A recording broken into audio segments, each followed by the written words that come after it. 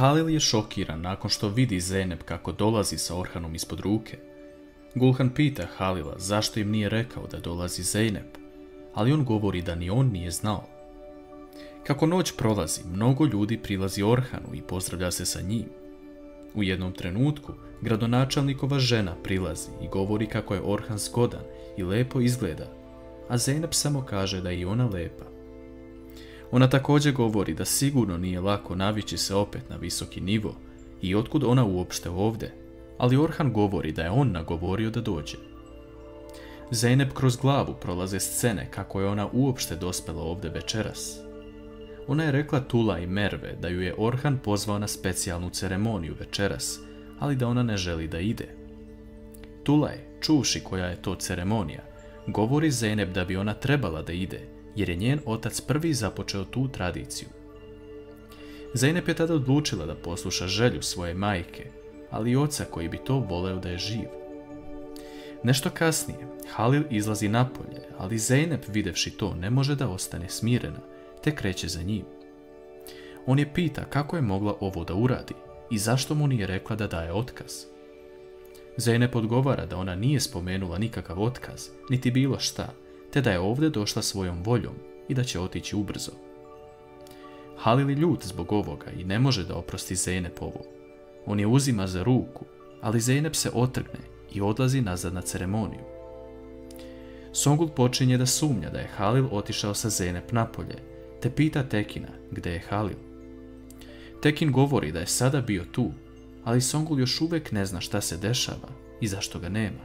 Međutim, u jednom trenutku se pojavljuje Zeynep, koja je vidno zabrinuta, ali iza nje dolazi Halil, koji je jako ljut.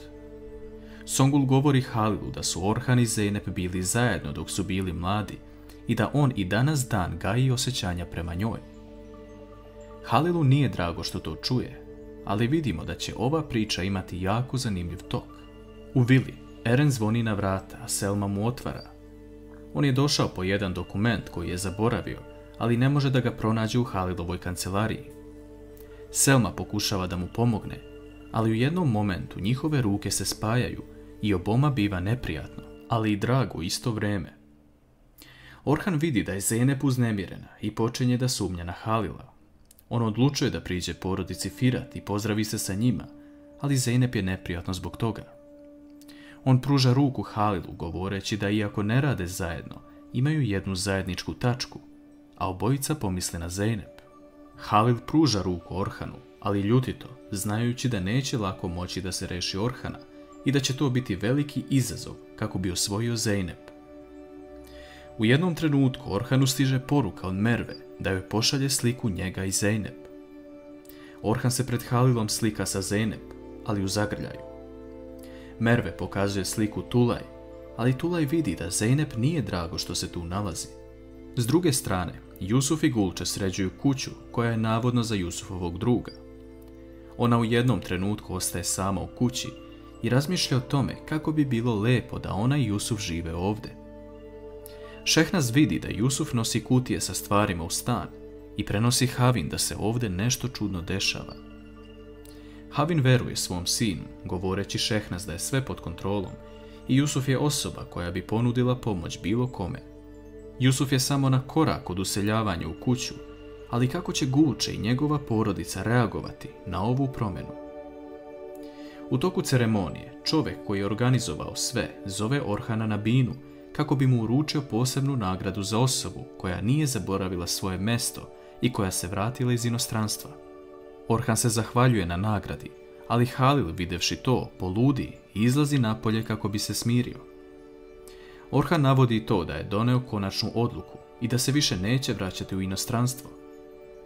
Nešto kasnije na binu je pozvan Halil, koji dobija nagradu za osobu koja je najviše doprinijela ovom gradu. Halil priča kako je najbitnije u životu raditi pravedno, ali i to da će širiti svoj posao sve dok ne ostane ni jedna nezaposlena osoba u gradu.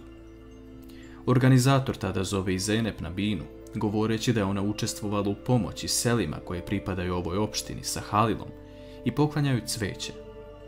Sada vidimo da je Orhan ljut što se ovo dešava. Pred kraj ceremonije organizator poziva da dva cijenjena gosta započnu ples pred svima. Orhan prvi pruža ruku Zeynep, ali u tom trenutku Halil pažljivo uhvati Zeynep za struk i krene sa njom na binu. Halil i Zeynep plešu pred svima i sve oči su uperene u njih. Oni nikada nisu lepše izgledali, a žar u njihovim očima govori više od bilo čega.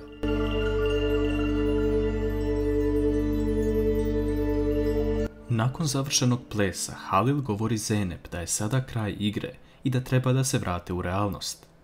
Ona ostaje sama na bini i tada joj Orhan prilazi pružajući ruku za novi ples, jer je šteta da tako lepa devojka stoji sama nakon što ju je Halil napustio. Zeynep pogleda u Halila i govori Orhanu da je umorna i da će malo odmoriti. Ubrzo nakon toga ona dobija poziv od Selme da je Zumrud traži, a Zeynep govori Orhanu da se mora vratiti u vilu odmah.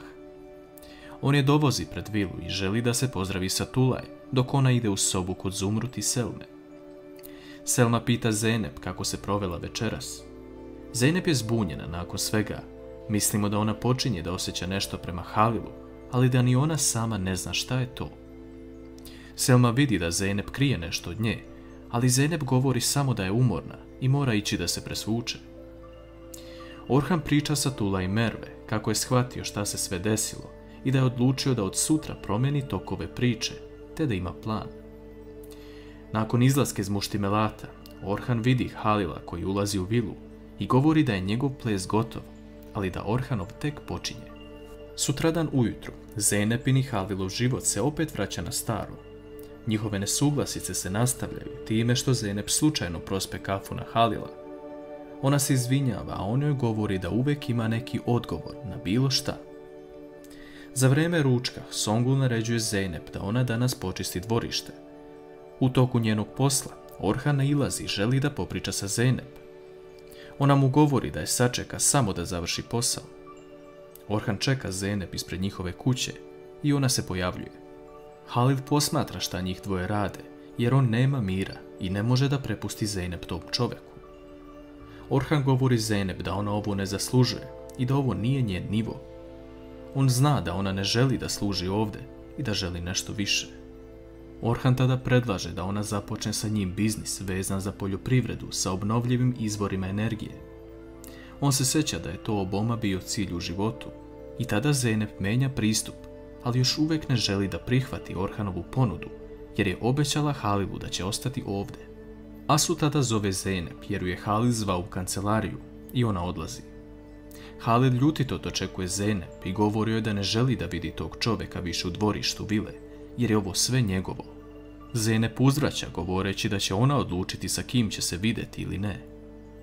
Halil joj na to govori da je Orhan čovjek koji ne zna ni jednu odluku da donese i da treba da ga se pazi. A Zeynep mu govori da se ona pazi i Orhana i ljudi oko nje. S druge strane, Guče dobije informaciju da Tahir, čovjek koji je obećao da će pronaći njenu sestru, traži novac od nje za uslugu.